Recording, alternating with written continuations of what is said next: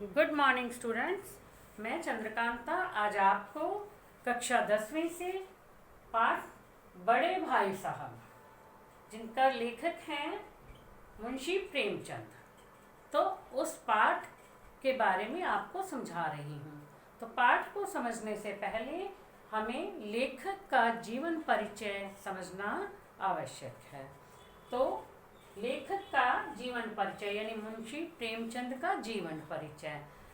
तो सबसे पहले इनका जन्म कब और कहाँ हुआ था। इनका जन्म 1880 में उत्तर प्रदेश वाराणसी के समीप लमही गांव में हुआ था। इनकी प्रारंभिक शिक्षा वाराणसी में ही हुई थी और इनकी मृत्यु 1936 ईस्वी में हुई थी। छोटी उम्र में ही इनके पिता की मृत्यु हो गई थी। इस कारण से इनका बचपन आर्थिक संकटों में गुजरा था। पिता की मृत्यु के बाद घर की आर्थिक स्थिति बिगड़ गई थी, तो इन्हें बहुत सी कठिनाइयों का सामना करना पड़ा था। 10वीं पास करते ही ये प्राइमरी स्कूल में शिक्षक बन गए। नौकरी करते हुए इन्होंने बीए पास किया। इसके बाद शिक्षा विभाग में नौकरी करते हुए वे सब इंस्पेक्टर ऑफ स्कूल हो गए। कुछ समय के बाद उन्होंने नौकरी छोड़ दी थी। सन 1920 में महात्मा गांधी के असहयोग आंदोलन में सक्रिय भाग लिया और आजीविका के लिए लेखन कार्य करने लगे। यानी इन्होंने अपनी नौकरी छोड़ दी थी और महात्मा गांधी के साथ मिलकर असहयोग आंदोलन में भाग लिया और अब अपनी जीविका का साधन किसे बना लिया था, अपने लेखन कार्य को। यानी लिखने लगे, यही उसी से अपनी जीविका चलाने लगे। और इनका वास्तविक नाम धनपत राय था। ठीक है, वास्तविक नाम क्या था इनका? धनपत राय।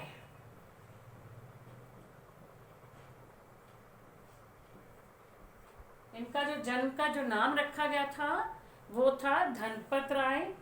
वे पहले उर्दू में लिखा करते थे।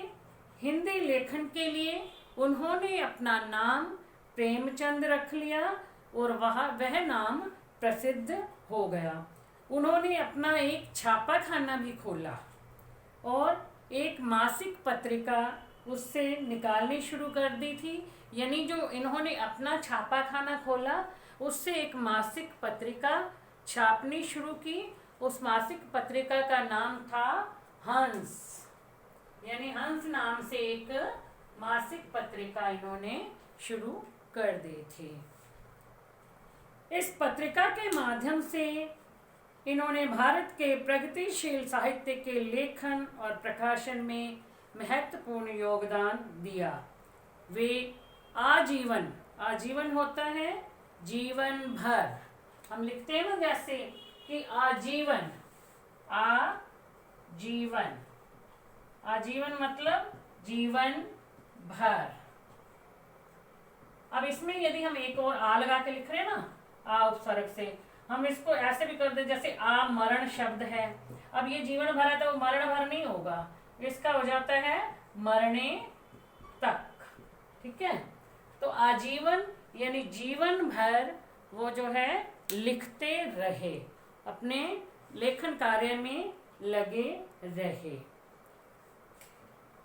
उन्होंने 300 से अधिक कहानियां लिखी तथा अनेक उपन्यास लिखे। उनका साहित्य समाज सुधार और राष्ट्रीय भावना से प्रेरित था।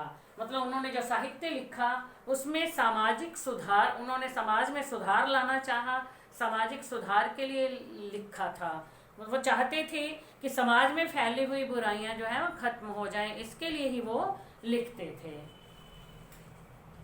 वे यथार्थ और आदर्श का मिला जुला रूप प्रस्तुत करते हैं।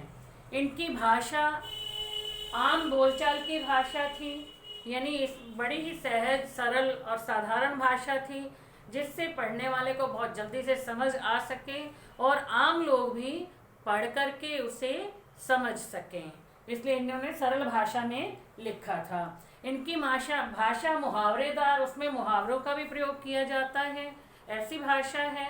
और ये बड़ी मतलब सुंदर भाषा में लोगों तक अपने विचारों को पहुंचाते थे। इनकी रचनाएं जो हैं, इनकी कहानियां मानसरोवर के नाम से 8 भागों में विभक्त हैं, 8 भागों में बंटी हुई हैं। इनके बहुत से उपन्यास भी हैं, जिनमें सेवा सदन, निर्मला, रंगभूमि, गोदान, गबन, कर्मभूमि और कायाकल्प आदि उपन्यास इन्होंने लिखे हैं। इन्होंने नाटक और निबंध भी लिखे हैं। तो आपका आज ये जो पाठ है, ये बड़े भाई साहब, ये मैं अब आपको इसका संक्षिप्त परिचय दे रही हूँ। इसको मैं संक्षेप में समझा रही हूँ, बच्चों ध्यान से सुनना। इसके बाद हम बुक खोल करके इसका पूरा लेसन रीड करके उसके भी प्रश्न उत्तर भी करेंगे। तो अब आप जो है लेसन का संक्षेप ध्यान से सुनो, तो इसमें से बहुत से प्रश्नों के उत्तर बन जाएंगे। प्रस्तुत पाठ में एक बड़े भाई साहब हैं, जो हैं तो छोटे, लेकिन वो अपने छोटे भाई से बड़े हैं। वैसे उम्र में ज़्यादा बड़े नहीं हैं, जैसे पाठ का नाम रखा है बड़े भाई साहब, वैसे वो इतने बड़े नहीं हैं, छोटी ही उम्र है। लेकिन वो जो दोनों भाई हॉस्टल में रहते हैं, तो एक छोटा भाई रहता है, एक बड़ा भाई रहता है। और इसलिए बड़े भाई का अहम पाले रहते हैं, उनके मन में रहता है कि मैं बड़ा भाई हूँ, छोटा भाई जो मेरे साथ है, हॉस्टल में रह रहा है, तो उसकी सारी जिम्मेदारी मेरे ऊपर है, यानी मैं ही उसे संभालता हूँ। इसलिए वे हर समय यही प्रयास करते रहते हैं कि वो जो कुछ भी करें, छोटे भाई के लिए एक मिसाल कायम करें, मतलब जो ऐसा काम करें जिससे छोटा भाई उनसे प्रेरणा लेकर के कुछ सीखे, वे छोटे भाई के लिए आदर्श बने। इस प्रयास में उनका जो बचपन है, वो मतलब बचपन नहीं रहता, और वो बड़े सोच उनकी जो है एक बड़े व्यक्ति जितनी हो जाती है। छोटा भाई भी यह सोचता है कि हमें हर बात पर व्यर्थ में ही टोका जाता है, काश वे भी बड़े होते तो किसी भी काम को बेधड़क कर सकते थे। अब छोटे भाई के मन में, क्योंकि वो बात बात पर टोकते रहते थे छोटे भाई को, तो उसके मन में भी ये बात आती है कि मैं भी बड़ा होता तो अच्छा था, अब मुझे हर बात पर टोका जाता है, कोई भी काम मुझे अपनी मर्जी से नहीं करने दिया जाता। अब बड़ा भाई छोटे भाई से बड़ा होने के कारण 5 साल बड़ा था, लेकिन 3 क्लास ही उससे आगे था। वे जल्दबाजी में कक्षा पास नहीं करते थे, इस कहानी में ये बताया गया है, क्योंकि वो बार बार फेल हो जाते थे बड़े भाई जो हैं, और वो एक एक क्लास में 2-2 3-3 साल लगाते थे। वे कहते थे कि जब तक नींव ही मजबूत नहीं होगी तो आगे बंदा जो पाए वो उसके जो है ऊपर बिल्डिंग कैसे मजबूत बन सकती है, ये जब नींव ही मजबूत नहीं। अब पढ़ाई के लिए जब हम अच्छी तरह से छोटी क्लास में ही नहीं सीख पाते तो बड़ी क्लास में जाकर के कैसे सीखेंगे। तो वो नींव मजबूत करने में विश्वास रखते हैं। स्वभाव से वे बड़े अध्ययनशील हैं, हमेशा किताबें खोले बैठे रहते हैं, और छोटे भाई का मन पढ़ाई में बिल्कुल भी नहीं लगता था। उनका मन, छोटा भाई हमेशा खेलकूद में व्यस्त रहता था, वो सारा दिन बाहर जाकर के कभी गेट पे खेल के, गेट पे बैठ के झूले लेता था, कभी कंकरियाँ उछालना, पतंग उड़ाना, पतंग कटने के बाद उसके पीछे भागना, उसका सारा दिन यही काम था, उसका पढ़ाई में बिल्कुल भी मन नहीं लगता था। लेकिन बड़ा भाई सारा दिन पढ़ाई करने में लगे रहता था, हमेशा किताबें खोले बैठा रहता था, और पता भी नहीं चलता था किताबों पे क्या लिख रहा है। कभी एक ही लाइन को कई कई बार लिख देते थे, एक ही चित्र को बनाने लगते थे तो चित्र बनाते रहते थे, मतलब कुछ भी पता नहीं चलता था कि वो क्या पढ़ रहे हैं, लेकिन पूरा दिन जो है पढ़ाई करने में लगे रहते थे। और छोटे भाई से भी हमेशा यह कहते थे कि जैसे मैं पढ़ाई करता हूँ वैसे तुम भी पूरा दिन पढ़ाई में लगे रहो, पढ़ाई करते रहो, खेलने पर ज़्यादा ध्यान मत दो।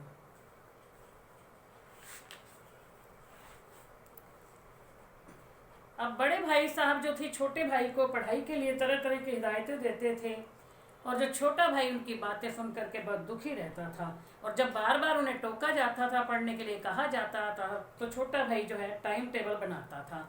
अब टाइम टेबल में लिख दिया जाता था 1 घंटा ये पढ़ूंगा, 1 घंटा ये पढ़ूंगा, इसका करूंगा, ये सब्जेक्ट पढ़ूंगा, लेकिन उसमें खेलने का कोई स्थान नहीं होता था, खेलने के लिए कोई टाइम नहीं दिया जाता था। अब टाइम टेबल बनाना तो आसान बात है, लेकिन उस पर अमल करना बहुत मुश्किल हो जाता था। एक दिन टाइम टेबल बना करके छोटा भाई जो बैठा रहता था, एक आधा दिन उसमें करता था, लेकिन फिर उसका मन जो है बाहर जाने को और खेलने को करने लगता था। तो दूसरे ही दिन अपने टाइम टेबल की अवहेलना करके वो बाहर खेलने के लिए चल देता था। इस प्रकार से वो पढ़ाई करके बिल्कुल भी खुश नहीं होता था। बड़े भाई ने उन्हें बार बार पढ़ने के लिए कह करके घमंड भी नहीं करने की नसीहत देते रहते थे। उन बड़े भाई ने ज्योमेट्री, अलजबरा और इतिहास की कठिन पढ़ाई का हवा खड़ा कर दिया था। यानी बताया था कि ये सब्जेक्ट बहुत ही मुश्किल हैं और ऐसे जो है पास करना बहुत मुश्किल होता है। अगले साल के इम्तिहान में फिर कुछ ऐसा हुआ, छोटा भाई जो था वो पास हो गया, लेकिन बड़ा भाई फिर से फेल हो गया। अब दोनों में केवल 1 दर्जे का अंतर रह गया। 2 बार जो था, छोटा भाई तो कक्षा में प्रथम आ जाता था और बड़ा भाई इतना पढ़ने के बावजूद भी फेल हो जाता था। तो इस तरह से जो 3 साल का अंतर था दोनों के बीच में, 3 क्लासों का अंतर था, वो अब 1 ही क्लास का अंतर रह गया था। छोटा भाई सोचने लगा, यदि इस बार भी बड़ा भाई फेल हो गया तो फिर हम दोनों 1 ही क्लास में आ जाएंगे। फिर जो है बड़े भाई का रोब खत्म हो जाएगा, जो मुझ पे सारा दिन रोब मारते रहते हैं कि मैं बड़ा हूँ और पढ़ाई इतनी मुश्किल है और मैं तुमसे 5 साल बड़ा हूँ, और तो ये बातें जो ये रोब मारते हैं ये खत्म हो जाएगा, क्योंकि हम दोनों 1 ही क्लास में हो जाएंगे। बड़े भाई ने फिर भी रोब गांठा और कहा कि तुमसे 5 साल बड़ा हूँ और 5 साल बड़ा रहूँगा। ये बात तो है ही सही बच्चों। देखो, बच्चा बड़ा होता है तो जो बड़ा व्यक्ति, अब छोटा भाई 5 साल बड़ा हो गया है, मान लो वो पहले 5 साल का था या 7 साल का था, तो 5 सालों के बाद वो 12 साल का हो गया, तो जो भाई 12 साल का है वो 5 साल के बाद 17 साल का तो हो ही गई होगा ना। उनका जो अंतर है वो तो 5 साल का रहना ही रहना है। मतलब 5 साल उम्र में बड़ा तो बड़ा है ही, चाहे उम्र उनकी कितनी भी हो जाए। यदि 50 भी हो जाती है तब भी वो 55 का होगा, यानी उससे 5 साल बड़ा तो रहेगा ही रहेगा। तो अब फिर बड़े भाई ने जब ये कहा कि मैं तुमसे उम्र में 5 साल बड़ा हूँ और 5 साल बड़ा ही रहूँगा, चाहे तुम कितना भी प्रयास कर लो, हम क्लास 1 में हो सकते हैं, लेकिन उम्र में जो है मैं 5 साल बड़ा हूँ तो रहूँगा, वो तुम मेरी उम्र के नहीं हो सकते। तब जो है बड़े भाई ने छोटे भाई को कहा कि यदि तुम्हारा मन पढ़ाई में नहीं लगता तो तुम क्यों ऐसे पैसा बर्बाद करते हो, तुम घर जा कर के आराम से रहो। तो अपने हॉस्टल छोड़ के घर चले जाते हैं। तब उन्होंने कई बड़े बड़े उदाहरण भी दिए कि तुम यदि 2 साल अब पास हो गए और मैं फेल हो गया हूँ तो तुम्हें बहुत घमंड होने लगा है। घमंड ने तो बड़ों बड़ों को नहीं छोड़ा है। तो उन्होंने उदाहरण भी दिए, जैसे रावण था, वो बहुत घमंड करता था, लेकिन अपने घमंड के कारण उसके पास भी कुछ नहीं रहा था। उसका भी सारी लंका, जो उसकी सारी लंका तबाह हो गई थी, सोने की लंका थी, फिर भी सिर्फ घमंड के कारण, क्योंकि अहंकार जो व्यक्ति के अंदर होता है वो उसका सब कुछ नष्ट कर देता है। जब उन्होंने ऐसे ऐसे उदाहरण देकर के बातें समझाई तो छोटा भाई जो था बड़े भाई के प्रति नतमस्तक हो गया, और अब उन्हें जो है बड़ा दुख होने लगा कि मैंने ये सोचा भी क्यों है कि ये तीसरे साल भी फेल हो जाए तो हम 1 ही क्लास में हो जाएंगे। मतलब ये सोचना भी मेरे लिए गलत है। अब वो जो है उसे अपना आदर्श मानने लगा। बड़े भाई ने छोटे भाई को गले से लगा लिया था और मन की बात कही कि मैं तुम्हें पतंग उड़ाने के लिए मना नहीं करता, पतंग उड़ाने का मन तो मेरा भी करता है, लेकिन यदि मैं खुद ऐसे काम करना लग जाऊंगा तो मैं तुझे क्या सिखाऊंगा, क्योंकि मुझ पर तेरी जिम्मेदारी है। हम हॉस्टल में रह रहे हैं तो मेरी बड़े भाई होने के नाते मेरी जिम्मेदारी बनती है कि मैं तेरा जो है ध्यान रखूं, तुझे संभालूं और पढ़ाई में तो पढ़ लिख करके बड़ा विद्वान बन जाए, ये मेरी इच्छा है। और तब दोनों भाई जो हैं, इतने में एक पतंग उड़ती हुई आती है और दोनों भाई उस पतंग के पीछे भागते हैं। बड़े भाई जो थोड़े लंबे थे और उन्होंने उस पतंग की डोर को खींच लिया और पतंग नीचे आ गई।